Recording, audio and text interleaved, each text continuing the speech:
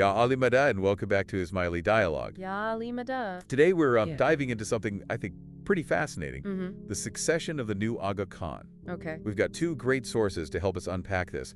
A Wikipedia article on Prince Rahim Aga Khan, Right. and a primer from Ismaili Gnosis on how the imamate itself works. It's a story that blends faith, lineage, and global influence, wouldn't you say? A new leader for millions of Ismailis worldwide. Exactly, and it all happened so fast. Yeah.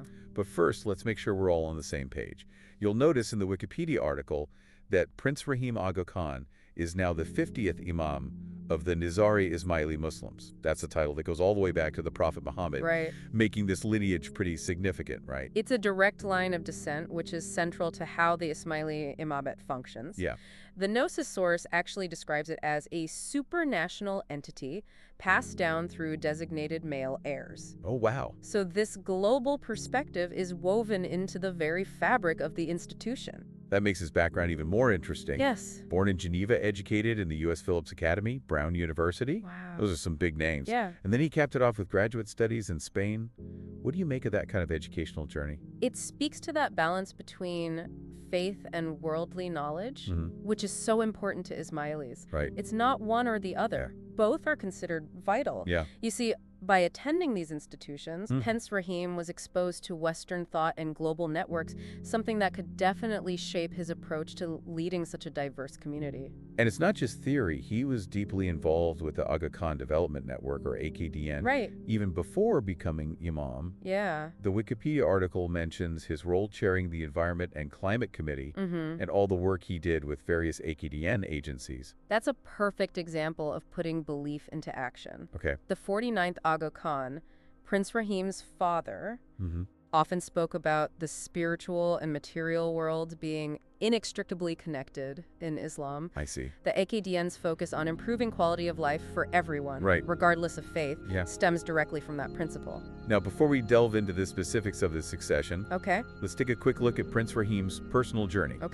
The Wikipedia article notes his marriage to Kendra Spears, the birth of their two sons, and their eventual divorce. Yeah. It even mentions he purchased a house in Norway. Gives you a glimpse into his life outside of the official roles, doesn't it? It certainly adds a human dimension to the narrative. Yeah.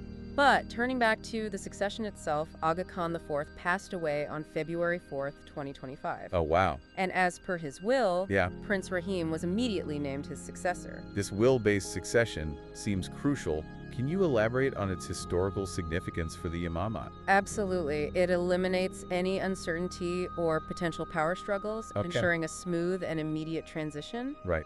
The Gnosis source really emphasizes that the imamate has always been passed down through this designated lineage, minimizing the risk of disputes. Okay. It's about maintaining that continuous spiritual guidance for the community. And they certainly didn't waste any time. The formal accession took place on February 11th, 2025, less than a week after his father's passing.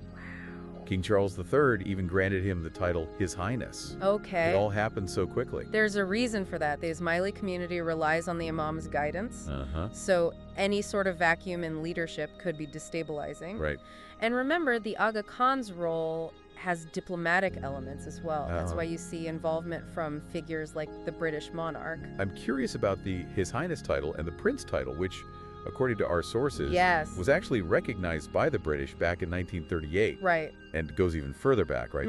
The original Aga Khan title was bestowed upon Aga Khan I by the Qajar dynasty when he was only 13. You've hit on a point where we could actually delve into some fascinating Ismaili history. Yeah. You know, his ancestors faced similar situations centuries ago. Right. Particularly during the Fatimid Caliphate. They faced persecution. Wow. Navigated complex political landscapes. Okay. It's a story of resilience and influence that runs parallel to Prince Rahim's own lineage. Definitely something worth exploring further. Yeah. But for now, I think we've covered a lot of ground in understanding Prince Rahim's background and this rapid transition. Absolutely. When we come back, we'll dive into the challenges and opportunities he faces stepping into this role. Ya Ali Madad for now. Ya Ali Madad. Ya Ali Madad. Okay, so we've gotten to know Prince Rahim Aga Khan a little better, at least on paper. But what does all this mean for both the Ismaili community and the wider world? He's stepping into some pretty big shoes, right? He is indeed. And the world is a far more complex place than it was even a decade ago. We're seeing increasing political instability, economic uncertainty. Right. Not to mention climate change looming over everything. And that's before even considering the rise of extremism and intolerance around the world. A community as diverse and globally spread as the Ismailis must be feeling that pressure. Absolutely. So you can see the challenges are immense. On the one hand, there's this need to guide and unify a community spanning so many cultures and nationalities. Right. It's like leading a global family with all its intricacies and dynamics. And on the other, there's this need to address these global issues impacting everyone. It's a lot to take on. But you know what strikes me is that even before becoming Imam, he was already deeply involved with the AKDN, especially with their focus on climate action. Yeah. That seems like a pretty clear signal of his priorities, doesn't it? It speaks volumes about his vision for the future. He's not just focused on upholding tradition, but on tackling the most pressing issues of our time. And if you look at his background, that elite education, his global exposure, it almost seems like he's been preparing for this his whole life. So if I'm understanding correctly, Prince Rahim's focus on climate change is directly linked to the Ismaili belief in the interconnectedness of the spiritual material worlds. Yes. It's not just a personal interest, but something deeply rooted in his faith. Precisely. And he inherits a powerful legacy of social development and humanitarian work through the AKDN. Yeah. They have a proven track record of making a positive impact. There's a solid foundation to build upon. I'm curious, though, about his leadership style. Okay.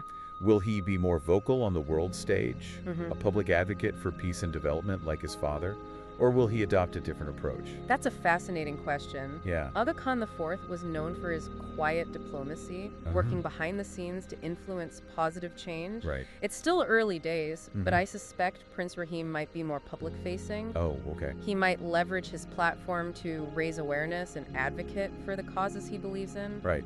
Especially given his focus on climate change. Yeah. An issue that demands global attention. His education in comparative literature seems almost prophetic in hindsight. Yes. It's like he was training to understand and connects with diverse perspectives from a young age. Right. Which is exactly what's needed in today's world. It is remarkable how those seemingly disparate pieces of his life are coming together. Yeah. And, you know, I've observed a certain humility about him. He doesn't seem to seek the limelight, yet he commands respect by the very nature of his position and his work. Speaking of the Ismaili community itself, with this new generation of leadership, do you anticipate any shifts in focus or priorities? Okay. Will we see a break from tradition or a continuation of established values? That's a great question. I believe we'll see a continuation of core values, pluralism, education, social responsibility, but perhaps with a renewed emphasis on issues like climate action, engaging with younger generations, maybe even incorporating technology in new ways. And perhaps a bit more transparency and openness given how quickly information travels in our digital age. Right. It's hard to keep things under wraps these days. Do you think that's something he might embrace? It's definitely a possibility. The Ismaili community, like any other, is grappling with the challenges and opportunities of a hyper-connected world. So we've talked about the global challenges, the weight of legacy, Yeah. and the potential for change.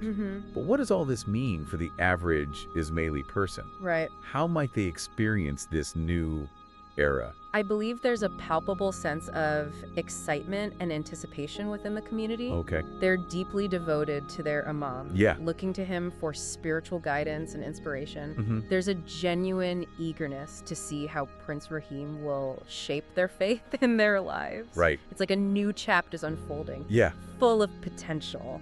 And what about the wider world? What kind of impact would he have beyond the Ismaili community? I'm optimistic that his leadership could foster greater understanding and cooperation across cultures and faiths. Okay. He represents a modern, progressive face of Islam, and his message of peace and development resonates far beyond any one community. Ya'ali Madad, and welcome back to Ismaili Dialogue. I don't know about you, but I'm finding this deep dive incredibly fascinating. We've covered so much about Prince Rehim Aga Khan, from his background and this incredibly rapid succession to the complexities of the challenges and opportunities ahead of him.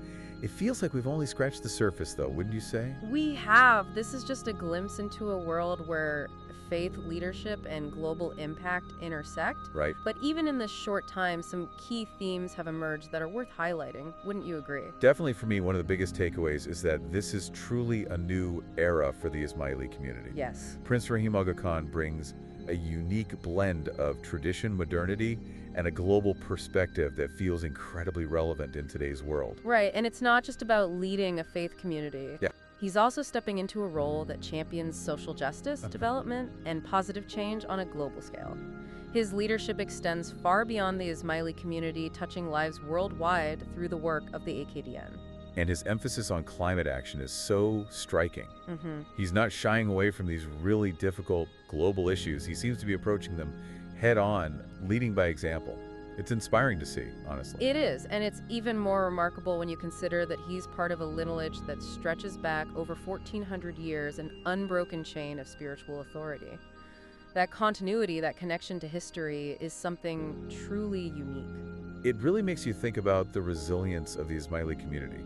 They've faced so much throughout history, persecution, political upheavals, yet their faith has endured, constantly adapting while remaining true to its core values. And now they have a leader who embodies those values while also engaging with the complexities of our modern world. It's a potent combination. So where do we go from here? What's next for both the Aga Khan and the Ismaili community? What stands out to you from anything we've discussed? Well, it's still early days, of course. Yeah. But I have a feeling we're in for some really interesting developments, especially in terms of how he uses his platform to advocate for climate action and interfaith dialogue. Those are areas where I think his leadership could have a significant impact. I agree. And given his background and his previous work with the AKDN, I wouldn't be surprised to see him embracing new technologies and innovative approaches to addressing global challenges. He seems to be someone who's comfortable challenging the status quo, pushing boundaries to create positive change. That's exactly what the world needs right now. Fresh ideas, bold leadership, and a willingness to collaborate across borders and beliefs. Couldn't have said it better myself. For our listeners who are interested in learning more, I highly recommend exploring the Aga Khan Development Network's website.